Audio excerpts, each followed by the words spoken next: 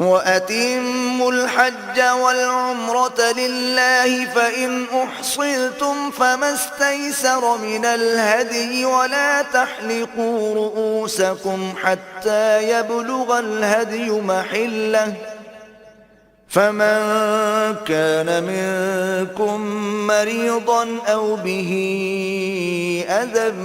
مِّن رَّأْسِهِ فَفِدْيَةٌ مِّن صِيَامٍ أَوْ صَدَقَةٍ أَوْ نُسُكٍ فَإِذَا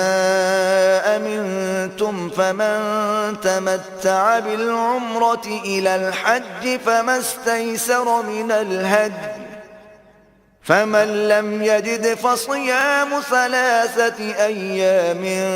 فِي الْحَجِّ و7 إِذَا رَجَعْتُمْ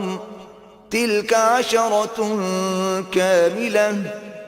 ذَلِكَ لِمَنْ لَمْ يَكُنْ أَهْلُهُ حَاضِرِ الْمَسْجِدِ الْحَرَامِ وَاتَّقُوا اللَّهَ وَاعْلَمُوا أَنَّ اللَّهَ شَدِيدُ الْعِقَابِ۔ اور اللہ کی خوشنودی کے لیے حج اور عمرے کو پورا کرو، اور اگر رستے میں روک لیے جاؤ تو جیسی قربانی میسر ہو کر دو، اور جب تک قربانی اپنے مقام پر نہ پہنچ جائے سر نہ منڈواؤ،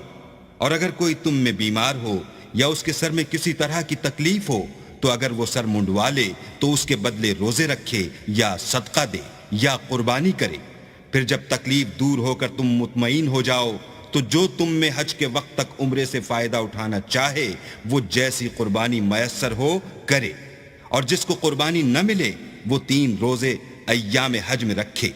اور 7 جب واپس ہو۔ یہ پورے 10 ہوئے۔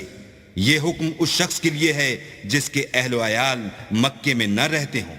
اور اللہ سے ڈرتے رہو اور جان رکھو کہ اللہ سخت عذاب دینے والا ہے۔ الحج اشہر معلومات فمن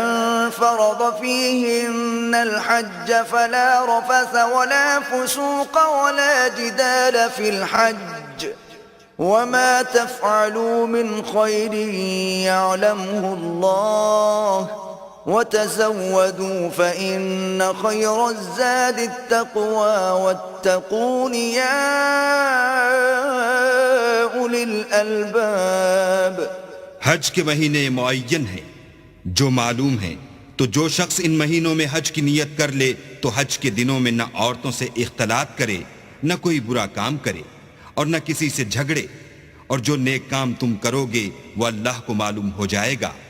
اور زاد راہ یعنی رستے کا خرچ ساتھ لے جاؤ، کیونکہ بہتر فائدہ زاد راہ کا پرہیزگاری ہے، اور اے اہل عقل مجھ سے ڈرتے رہو۔ ليس عليكم جناح أن تبتغوا فضلا من ربكم فإذا أفضتم من عرفات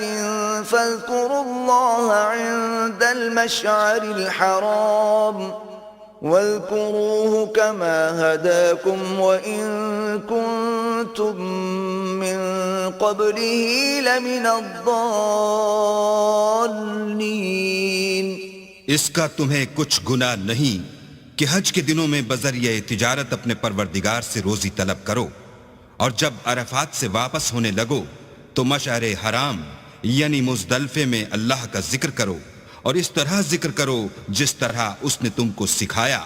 اور اس سے پیشتر تم لوگ ان طریقوں سے محض نا واقف تھے۔ ثم افیضوا من حیث افاض الناس واستغفروا اللہ ان اللہ غفور رحیم۔ پھر جہاں سے اور لوگ واپس ہوں وہیں سے تم بھی واپس ہو، اور اللہ سے بخشش مانگو، بے شک اللہ بخشنے والا اور رحمت کرنے والا ہے۔ فَإِذَا قَضَيْتُم مَّنَاسِكَكُمْ فَاذْكُرُوا اللَّهَ كَذِكْرِكُمْ آبَاءَكُمْ أَوْ أَشَدَّ ذِكْرًا فَمِنَ النَّاسِ مَن يَقُولُ رَبَّنَا آتِنَا فِي الدُّنْيَا وَمَا لَهُ فِي الْآخِرَةِ مِنْ خَلَاقٍ۔ پھر جب حج کے تمام ارکان پورے کر چکو تو مینا میں اللہ کو یاد کرو جس طرح اپنے باپ دادا کو یاد کیا کرتے تھے،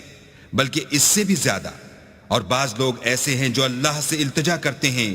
کہ اے پروردگار ہم کو جو دینا ہے دنیا ہی میں عنایت کر، ایسے لوگوں کا آخرت میں کچھ حصہ نہیں۔